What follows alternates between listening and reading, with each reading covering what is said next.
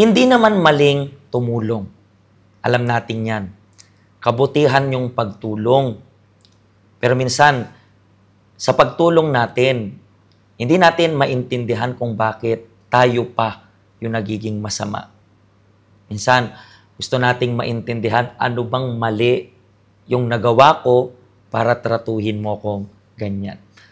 Lahat yan nararanasan ng mga OFW. Alam niyo po na yung OFW ay usually mga breadwinners. And usually, nasa thinking nila, dapat tumulong, dapat gawin to, responsible ako sa ganito. Pero hanggang saan kaya yung makakaya ninyo kung sa lahat ng pagtulong ninyo ang sinusukli, kabigatan pa sa kalooban ninyo. Yan po yung magiging episode natin, yung pagkukwentuhan natin kasama yung special guest natin. Share po ninyo yung link at tuklasin natin itong inspirational story ng ating guest.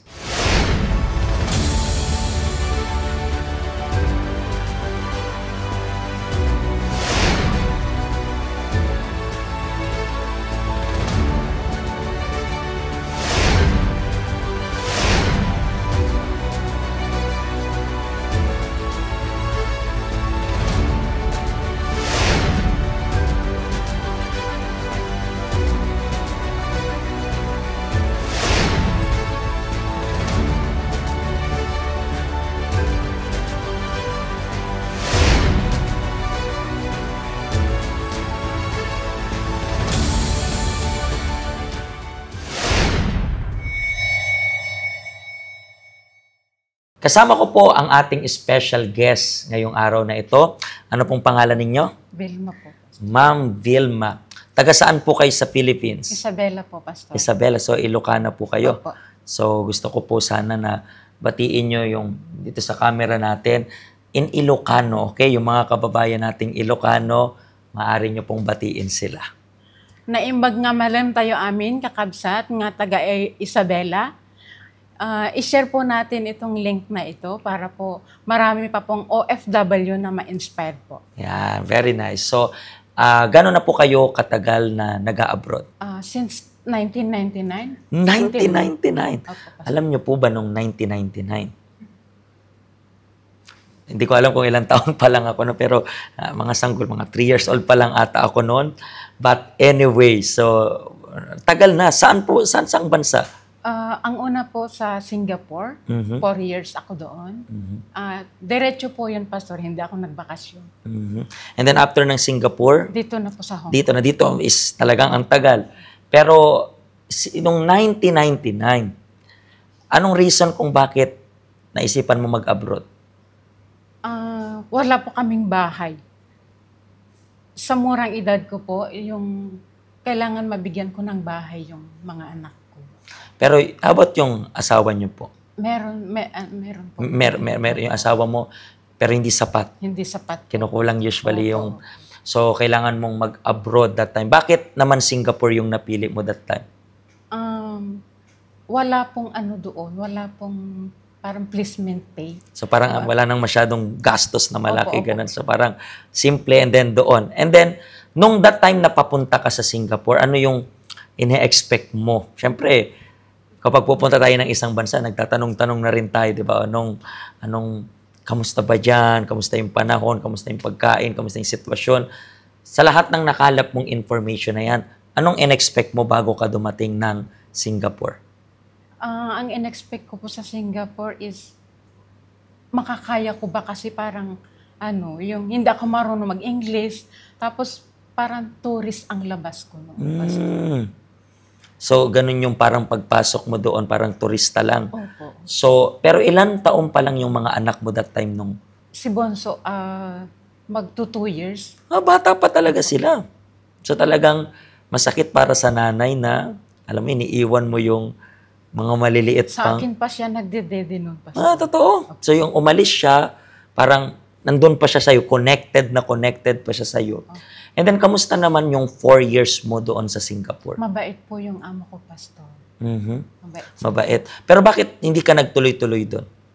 Dito naman po, dito sa Hong Kong, may kinakapatid ako sa kasal. Gusto niya akong kunin dito. Direct hire po. Ano yung parang residente siya Opo. dito, tapos kinonta ka niya na i-hire daw dito. And para sa'yo, magandang opportunity rin yun. Opo. And then, dito sa Hong Kong, pagpunta mo dito, nakailang amo ka na rin dito? 5 po. Nakalima. So, yung unang-una itong nag-direct hire sa'yo, Opo. nakailang years ka rin dun sa kanya? 1 year, 7 months. So, saglit lang. Ano yung parang tinerminate ka niya? Both agreement na i-end namin yung contract. Mhm. Kasi underpay po ako doon. That was, kasi parang year 2000 and plus pa lang. 2005, opo. 2005 pa lang yun. So, hinar ka niya and then kulang yung sahod mo. So, parang both of you nag-agree na, okay, break na lang natin tong contract na to. Pero nakahanap ka rin agad no ng amo. Opo. Mhm. Sa pangalawang amo mo, nakailang taon ka rin? 7 years, Pastor. 7 years. Pero sa 7 years naman yan, kamusta naman yung amo niya na yan? Mabait po sila, Pastor. Pero bakit hanggang 7 years lang? Sinubukan kong mag-for good Hmm. para bantayan si Bunso. Bakit? Ano nangyari? Nagiging pasaway na po siya. Pero nung sinubukan mo for good, ilang months ka rin doon sa Philippines? 6 months po, Pastor. Tapos, bakit nag-decide kang bumalik na naman Hindi dito? ko siya maano. Hindi mo na siya Hindi ko makontrol? siya makontrol kasi kahit tulog kaming mag-asawa, na nakakatakas po siya. Let me cut you lang po saglit kasi importante tong topic na to. Nasabi mo na hindi mo makontrol. Actually, kayo pong nanonood sa amin ngayon. Darating po talaga yung certain age ng bata. Kahit anumang bait ng bata, darating siya sa certain age na hindi nyo na talaga sila kayang makontrol. May mga age na kaya mo pang mapagsabihan. May age na kaya mo pa silang physically kontrolin. Or sa pinaka-street language, pwede natin sabihin, kaya nyo pa silang utuin. Na, ito, bigyan kita nito, para bang may negotiation, magbago ka lang.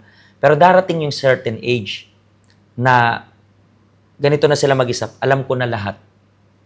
Kaya ko na sarili ko. Yan yung time na hindi nyo na po talaga sila makokontrol. And then if you are trying to change yung ugali ng anak ninyo, regardless kung sino man yan, anak mo man o kapamilya mo man, hindi nyo po kaya. Uulitin ko, hindi ako nagiging pesimisto dito, hindi ako pessimist dito. Ang sinasabi ko is totoo, yung reality. Ano yung reality?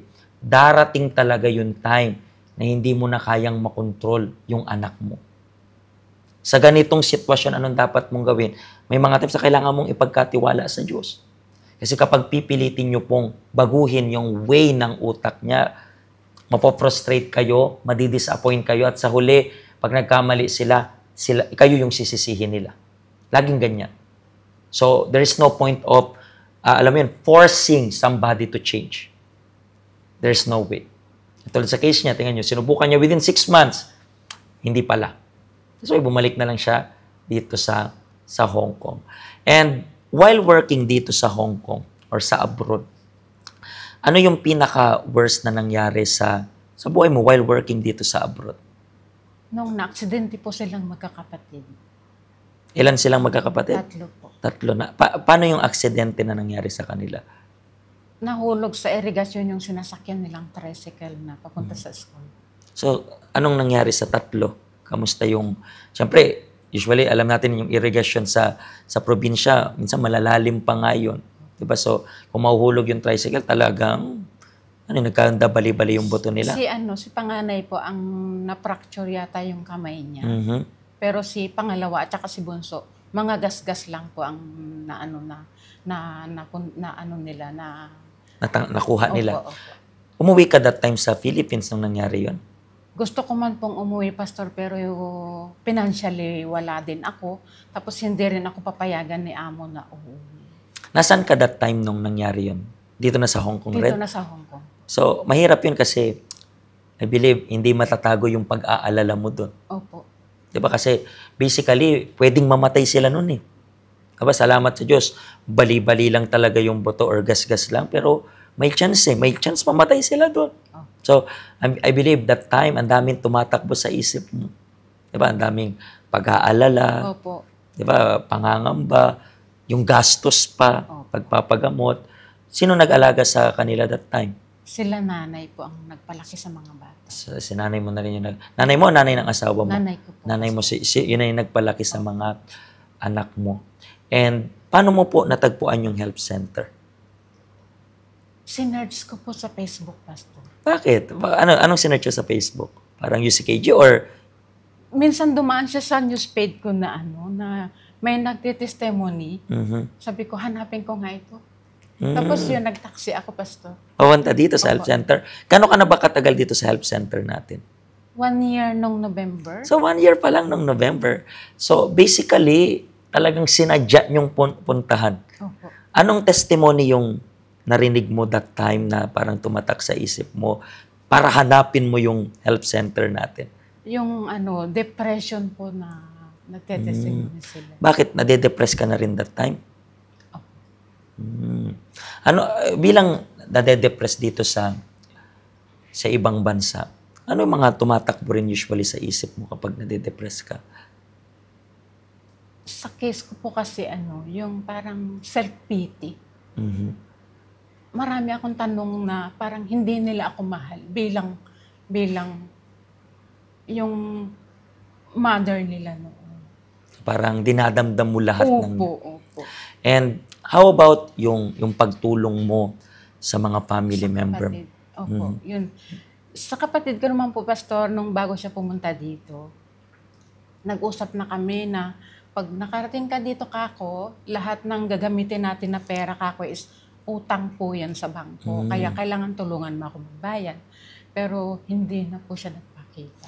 So, basically, kailangan mong kargahin na naman yung pagbabayad na yun. Masakit rin yun, di ba? Kasi, sakripisyo po. Masakit rin yun kasi, minsan nga, nadidisappoint rin talaga tayo ng mga family members talaga natin. Pero paano nakatulong yung help center sa'yo? Alam ko, sinadya mo pa, parang nanonood sa atin ngayon, maybe one of you, nanonood lang kayo sa amin right now. Patulad niya, dati, nakanood lang ng testimony, and then, nainggan yun, hindi pupunta kaya ako doon.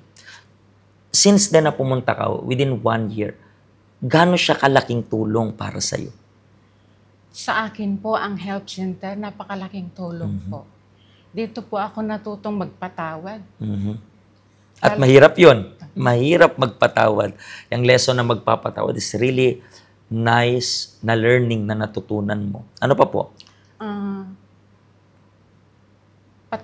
Mapapatawad mo yung family, mostly family po, Pastor. How about yung sarili mo? Pinatawad mo rin ba yung sarili mo? Opo. Kasi minsan, alam ko minsan, nasisisi natin yung sarili natin, di ba? So basically, dito sa help center, natulungan ka nito sa mental health mo, emotional health mo, at natulungan to kung paano ka mag-isip ngayon. Gumawa ng tamang desisyon. Opo. Yes or no? Wala nang hinanakit, sama ng loob? Wala na. Wala na. May kapayapaan na? Yes po. Yan ang gusto ng Diyos para sa inyong lahat. Kayo pong nanonood sa amin na gusto nyo rin po ng peace. Peace of mind, emotional peace. Lahat ng peace gustong ibigay sa inyo ng Diyos. Siguro meron kayong pinagdadaanang napakatinding sitwasyon sa buhay ninyo. Just come, and then katulad niya na lumaya sa depresyon, gusto rin kayo ng Diyos na maging malaya sa pinagdadaanan nyo. Just visit us. At for sure, matutulungan kayo ng Diyos na maging matagumpay sa lahat ng problema. Maraming salamat po sa pag-guest sa program namin today. For sure, marami pong natulungan sa kwento ninyo. At kayo na rin po, malay nyo, next na rin po kayong mai-interview.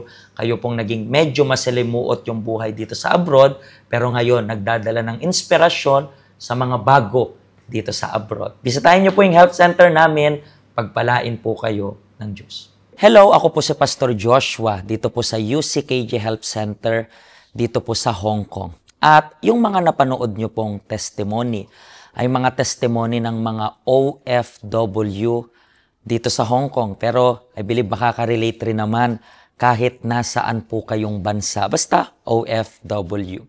Ang health center po natin ay walang pinipiling religion. Base na rin po sa name, Health Center. Kung kailangan nyo po ng karagdagang information, nandito lang po sa baba lahat ng information na kailangan ninyo. Kontakin nyo lang po kami at magiging masaya po kami na matulungan ka, ma-assist ka, nasaan man po kayong bansa. Pagpalain po kayo ng Diyos.